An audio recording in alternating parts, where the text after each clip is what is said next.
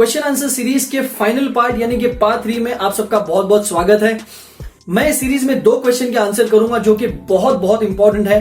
पहला जो क्वेश्चन है उसका जवाब मैं ऑलरेडी फेसबुक के एक वीडियो में दे चुका हूं, तो जिन्होंने मेरा फेसबुक का वीडियो देखा होगा वो चाहे तो इस क्वेश्चन को स्किप कर सकते हो और डायरेक्टली क्वेश्चन नंबर 2 पर आ सकते हैं। क्वेश्चन नंबर 2 का टाइम मैं आपको डिस्क्रिप्शन में दे दूंगा। तो पहला सवाल है कि अगर सोशल मीडिया पे यानी कि खास करके फेसबुक पर जब कोई ग्रुप्स के अंदर ऑडिशन के लिए रिक्वेस्ट आती है तो उसके लिए रिप्लाई प्रोफेशनल तरीके से कैसे किया जाए।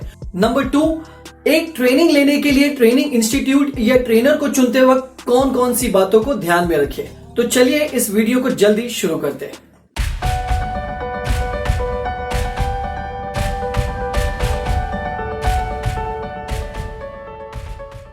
तो पहला क्वेश्चन कि सोशल मीडिया पे हम किसी भी इंक्वायरी को जवाब क्यों दें, इसके लिए मैं वापस से वीडियो इसलिए बना रहा हूं क्योंकि मुझे इंस्टाग्राम पर स्पेशली काफी लोगों ने ये क्वेश्चन पूछा है।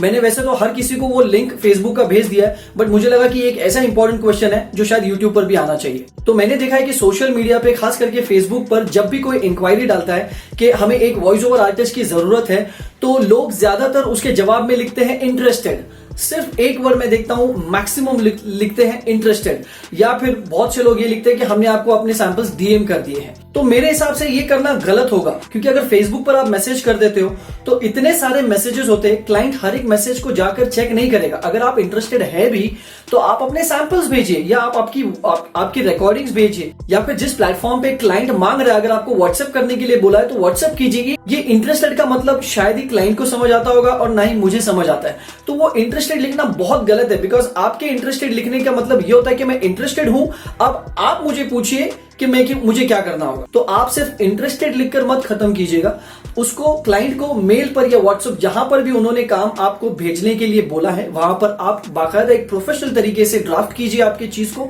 और फिर आप काम भेजिए। जब आप ड्राफ्ट करते हैं मैसेजेस, तो मैसेजेस ड्राफ्ट करने का भी एक तरीका होता है। जैसे मैं आपको अपने मेल्स के सैंपल बताता हूं, आप अगर मेरा ये मेल का सैंपल देखेंगे जो मैंने क्लाइंट को करा है, तो आप इसमें देखेंगे मैंने बाकायदा क्लाइंट का नाम लिखा है, मैंने नीचे बॉडी में लिखा है कि मुझे ये रेफरेंस कहां से मिला। बिकॉज हो सकता है क्लाइंट ने किसी और प्लेटफॉर्म पर भी ये चीजें डाली होंगी, कोई सोशल पिंटरेस्ट पे डाला होगा, कहीं और डाला होगा, तो आप वहां पे लिखिए कि हमें ये चीज का पता फेसबुक से पता चला और उसी सिलसिले में मैं आपको ये मैसेज कर रहा हूं। आप यहां पर क्लियरली देख सकते हैं मैंने पहले 2 लाइन में लिखा हुआ है कि मुझे ये चीज कहां से पता चली।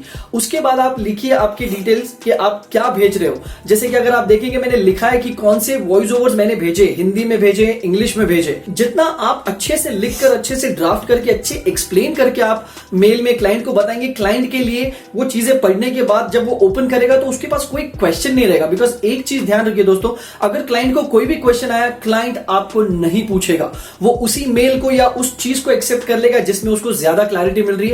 बिकॉज उनके पास इतना टाइम नहीं है कि वो आपको रिप्लाई करे और फिर वो आपके रिप्लाई का इंतजार करे। तो फर्स्ट शॉट में इतनी अच्छे से डिटेल दे दीजिए कि अगर आपका वॉइस सैंपल अच्छा है तो आपको इमीडिएट इंस्टेंट क्लाइंट से रिप्लाई आ जाना चाहिए कि आपकी आवाज सेलेक्ट हो चुकी है। इसके अलावा सबसे इंपॉर्टेंट चीज खास करके मेल में होता है, उसकी सब्जेक्ट लाइन बहुत अच्छे से लिखिए दोस्तों। सब्जेक्ट में आपका नाम लिखिए, उसके बाद में डैश देकर आप ये लिख सकते हैं कि आपने क्या चीज आपने अपलोड करी है, और उसके बाद डैश देकर आप ये बताइए कि आपको ये चीज कहां से मिली है। उसके बाद अगर आपको ब्रैकेट्स में अपना लोकेशन बताना है तो वो डाल दीजिए, अगर नहीं भी डालेंगे तो इतना कुछ प्रॉब्लम नहीं होगा, आप मेल बॉडी में उसको डाल सकते हैं। और सबसे लास्ट इंपॉर्टेंट बात मेल के लिए अगर मैं कहूं तो अगर हो सके तो अपने ईमेल सिग्नेचर्स एक ग्राफिक डिजाइनर से डिजाइन कर लीजिए। मैं आपको सैंपल के तौर पे मेरे ईमेल सिग्नेचर्स बता देता हूं। ये देखिए इस तरीके के होते हैं ईमेल सिग्नेचर्स जो मैंने अपने लिए डिजाइन करा है एक ग्राफिक डिजाइनर से। इससे होता ये दोस्तों कि जब नीचे रिगार्ड जब हम लिखते हैं उसके बाद जब आप ईमेल सिग्नेचर डालते हो अपना, तो हम अपना नाम डाल देते हैं या फिर अपना फोन नंबर डाल देते हैं।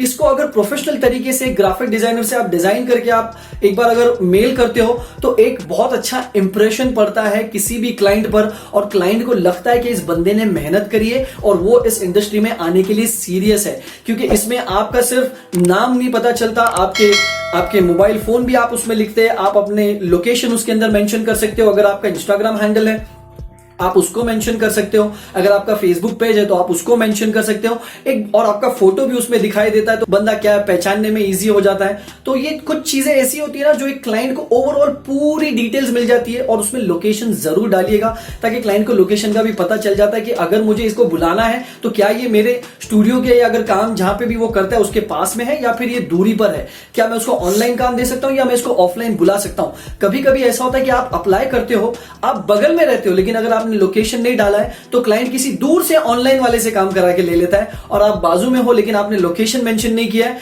तो आपको वो बुलाता नहीं है। तो ये छोटी सी टिप है, ध्यान रखिएगा, हो सकता है आपको इसका फ्यूचर में फायदा हो जाए। तो दूसरा सबसे इंपॉर्टेंट सवाल कि ट्रेनिंग इंस्टीट्यूट या फिर ट्रेनर को कैसे फाइनलाइज करें। किसी भी वॉइस ओवर आर्टिस्ट को जब वो वॉइस ओवर इंडस्ट्री में सीखने के लिए आना चाहता है उसके लिए ये बहुत ही इंपॉर्टेंट सवाल होता है। इनफैक्ट ये सबसे पहला कदम होता है जो अपनी करियर की तरफ वो बढ़ाता है। तो यहाँ पर इंडस्ट्री में काफी तरीके की ट्रेनिंग्स होती है, काफी कुछ लोग वर्कशॉप्स लेते हैं, कुछ लोग लंबी ट्रेनिंग्स लेते हैं, कोई 1 महीने की लेता है, कोई 6 महीने की लेता है, कोई 2 दिन के वर्कशॉप्स में खत्म कर देता है। तो ये हर किसी इंडिविजुअल पे डिपेंड करता है कि वो कौन से ट्रेनिंग इंस्टीट्यूट को या कौन से ट्रेनर को सेलेक्ट करेगा। मैं आपको ये नहीं बताऊंगा कि किसको सेलेक्ट करना चाहिए किसको नहीं करना चाहिए, लेकिन मैं आपको ये जरूर बताऊंगा कि कुछ टिप्स या कुछ पॉइंट्स आप ध्यान रखिए जब भी आप किसी ट्रेनर को या किसी इंस्टीट्यूट को सेलेक्ट करें। नंबर 1, सबसे पहले वो ट्रेनर जब आप बात करते हो उससे 1-on-1 तो देखिए आपको वो कितने अच्छे से एक्सप्लेन करता है चीजों को। देखिए वो ट्रेनर आपकी बातों को या आपकी जो रिक्वायरमेंट है उसको समझता है या नहीं। बिकॉज मेरे हिसाब से जितने स्टूडेंट से या जितनी इंक्वायरी से मैंने बात करी है हर किसी की रिक्वायरमेंट अलग अलग होती है। जब भी आप फाइनलाइज कर दे कि आपको वॉइस ओवर इंडस्ट्री में ट्रेनिंग लेना है तो आप कम से कम 2-3 जगहों के नाम, नंबर, डिटेल्स निकालने की कोशिश कीजिए और उन हर जगहों पर फोन कीजिए। देखिए पहले आपके फोन अटेंड हो रहे हैं कि नहीं, आपको जवाब मिल रहा है कि नहीं। अगर फोन पे नहीं तो आप मैसेज डालिए, देखिए आपको कॉल बैक मिलता है कि नहीं। चाहे वो आप व्हाट्सएप पे करिए या उनका अगर इंस्टाग्राम पेज है तो उस पे कीजिए, अगर उनका फेसबुक पेज है उस पे कीजिए, अगर उनकी वेबसाइट है तो उस पे कीजिए। इससे आपको उनका रेस्पॉन्स टाइमिंग समझ में आने लग जाएगा। देखिए जब वो आपसे बात कर रहे हैं तो आपके नजरिए से आपकी सिचुएशन को समझने की कोशिश कर रहे हैं या नहीं। क्या वो ये समझ पा रहे हैं कि आपको क्या चीज में इंटरेस्ट है और आप आगे क्या करना चाहते हो। क्या वो आपको आपके सवालों के सेटिस्फाइंग आंसर्स दे रहे हैं। क्या वो आपको आपके सवालों के प्रैक्टिकल आंसर्स दे रहे हैं। कहीं आपको ये तो नहीं बोला जा रहा कि आप वॉइस ओवर सीख लीजिए, यहां पर इतना काम है, जब आपका कोर्स खत्म हो जाएगा तो बस लोग आपके दरवाजे पर खड़े होंगे काम मांगने के लिए, या आप जाओगे तो आपको बड़ी आसानी से मिल जाएगा ये काम।